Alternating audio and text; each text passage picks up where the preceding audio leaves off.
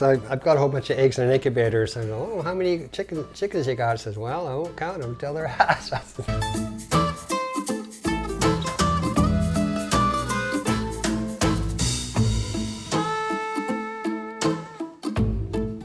You can actually pick the top and you don't get the problem with stinging. That juice alone is enough if you take the sting off.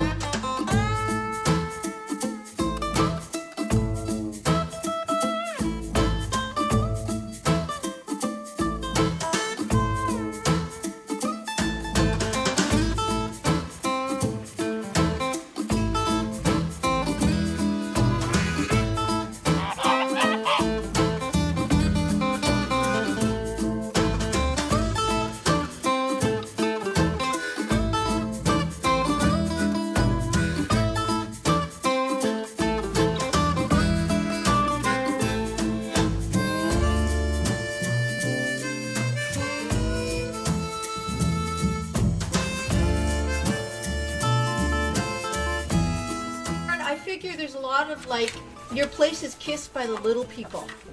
Like there's little people. I can't see them, but I know they're here. The lady that, she passed away before I bought the place, but apparently she thought there were fairies. They are here, you know that. I know they are. Well, they are here.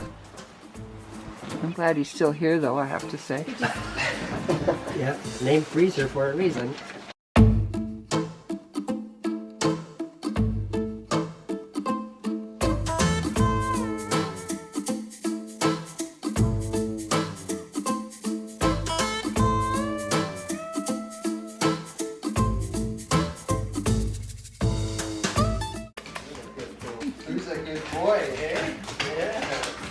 I've always been a farmer, so now I get to live my dream. I don't have to worry about the paycheck, so I'm just having fun. I've joined the market.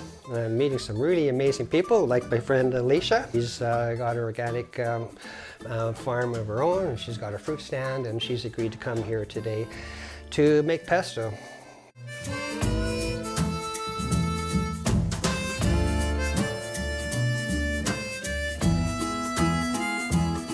Just a little like educating yourself just a little bit about this kind of thing, and you can actually be quite resourceful, can't you? Absolutely. There's so much thing. This here. These are the clovers. It's clover. Yeah, yeah. Sweet clover. There's tons of it, and you can even get the really young shoots. Those are awesome. You know, they're more tender. Okay. Pick from the bottom. And the alfalfa is wonderful too. Alfalfa I have had in salad. Oh, yeah. That's the hyssop. Take a leaf, just try it. Wow. Isn't that wonderful? Yeah. You're eating salad and you get some of this in there. It lightens it up. Well, now I'm going to have to buy some pansies today so I can eat them. Yeah, you can have as much as you want. Beautiful. The barbs are on the bottom side of the leaves, but when they're small, they don't have the barbs yet. Oh. I wonder how many nuts we're going to need here. Well, a third of a cup, so we're almost there, I'd say. Okay. So you want me to put the nettles in here, in with the walnuts? Well, nettles have so many nutrients, and it's awesome for detoxifying your body, your blood. Okay, and we'll put in our garlic leaves. Garlic leaves. It looks wet enough. I'm not sure if you're going to need this, but Well, we'll save it. yeah. Do you put salt and pepper in there too? Well, I would typically do Parmesan cheese for the salt pepper. Yeah. All right. How about cracked pepper or fresh pepper? Sounds great. Pepper has so much more flavor if you do it fresh like this, and it gets in the air. And it's just amazing. We're also going to use the olive oil and balsamic vinegar for a dressing in our salad. Buttercup. There's what else we got here? Some nice tender young dandelions, and for the salad I'm going to pinch off that little core, and those will scatter throughout the salad. A little bit of fresh flowers, and also kale. Yeah. Yeah, that's the one Yeah. right there. Yeah, just a little sprinkle on top. Beautiful. Now that. Are you hungry yet? Oh yes, I'm definitely there. Try some of this. All right. I just want to dip it right into that pesto bowl. Hey, you don't want to stir it, but you want to break up any lumps or anything that's anything still stuck together. Beautiful, it might work. Which one were you thinking, the ricotta? Well, let me try all three of these. Okay. Let's throw them all on there. Oh, look at the color. The consistency, it's coating the pasta. It's nice velvety, shiny, beautiful. And a pair of tongs. Chin chin. Chin chin, as they say in Italy. Is that what they say? Yeah, but you don't have to be in Italy. You can be right here in Summerland. So what do you think? That looks beautiful. Lunch for the royals right out of your backyard.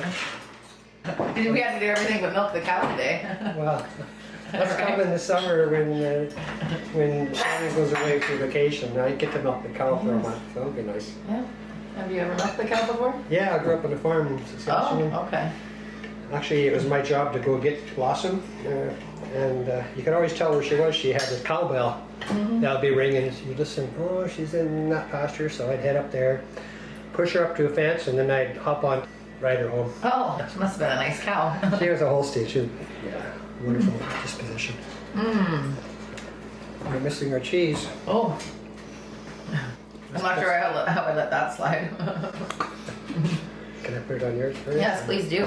It's been cured and aged and dried. Yeah, that one's really good. Just a little cheddar on there. Well, don't you feel healthier just after eating something like this? I feel prettier too eating that flour. It takes 3 years or so. Oh, my cheese. It's so Cheese in good. there, so good. What a good combination. The salad really balances the pasta. Yeah, and food right out of our backyard. Oh, boy. You're missing out. Fresh greens. Use what's wild in your yard. Find out what you can eat and create something out of it. It's true. If you have an opportunity, you can make your own cheeses with homogenized milk. It's so easy. Get back to making our own food. Get back to our roots, right? Get back to our roots, you know. I'm about to try my dandelion here. Okay. Here we go. Dandelions are good for the bees. It's a short season and then it's over. So, Did I tell you what I do about aphids? what do you do? Did you know aphids are sucking the juice out of the plant? They have super concentrated flavor. So on my kale, they're growing. There's aphids on there. Yeah. They're delicious. Take the whole leaf. Eat the aphids. Eat the aphids. You'll get a concentrated flavor. They don't really pop, but they sort of pop when you eat them. They're delicious. Extra protein, I suppose. I go to the garden and Here he comes. He's going to eat us. That's not what most aphids say, I don't think, when the farmer comes. But it's hard to sell produce with aphids on it, though. People don't get it. No. No. no, Well, no. they're missing out. I agree. And kale's a bad one for getting the aphids. Yeah.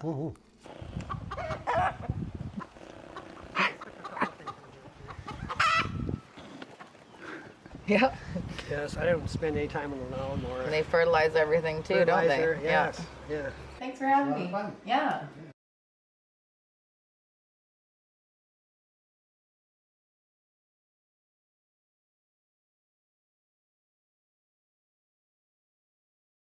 You take the curd out and you have some whey left over. That's how you get ricotta.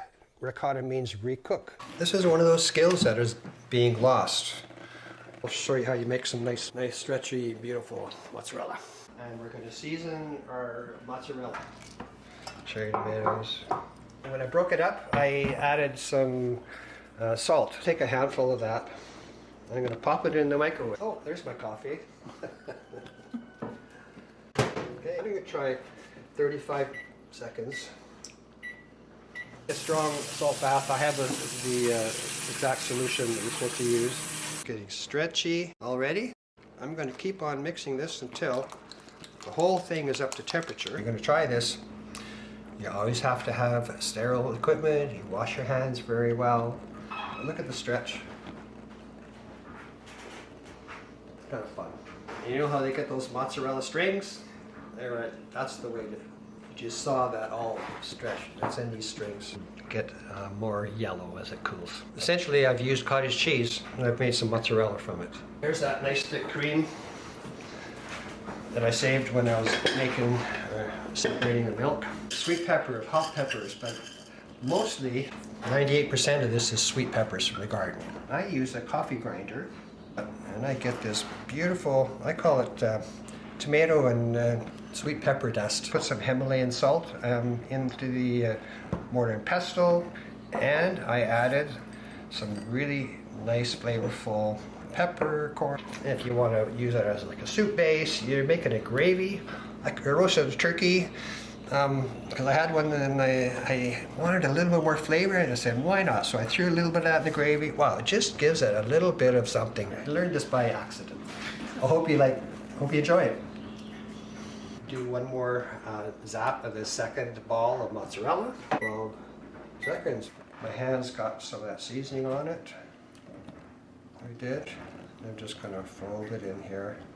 So as you go through the cheese, it's not like there'll be spots where there's not much seasoning. There'll be spots where there's a lot. So quite as shiny yet, but once you get it in here and the temperature adjusts, you'll see the ball kind of flattens. It's quite hard now. I am going to make sure it's covered with water, but I wanted you to see the difference. This first one here, it's already firmed up. So I'm going to have this in the saltwater bath for 24 hours. Then I can refrigerate it, use it within 5 to 7 days, or I can wrap it in a salt water soaked cloth, cotton cloth, and let it dry, let it cure a little bit. This one, though, was a long roll. I did it long so I could cut it this way, but here we are. When we were making our pasta, we had a little bit of this in the salad. But you see, it's gone yellow, it's got a rind on the outside. I can wrap a string around it, dip it in some paraffin wax, and then hang it, and it'll be sealed now, and that'll age. And you can have it anytime you're ready, but see how long it'll last in your fridge. A nice scoop of, okay, let's put it all in there, of some really good Greek yogurt. And I want to point out that liquid that's in the bottom of a yogurt container, that also is your culture if you want to make some cheese. You want to make a yogurt cheese. Warm up some good milk, put it in the culture, let it sit at room temperature.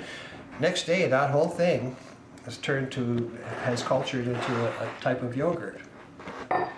The cream that I took off the top of the jugs of fresh milk that I get, if I'm doing a full gallon, to add a half a cup of fresh cream.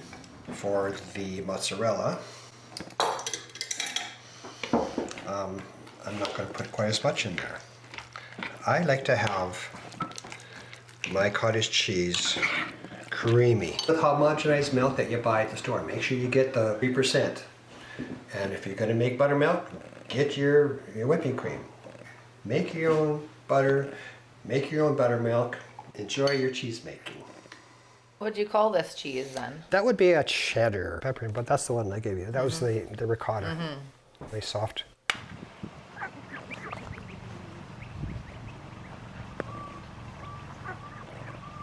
They're mean. They're like, you're not mine. They lost.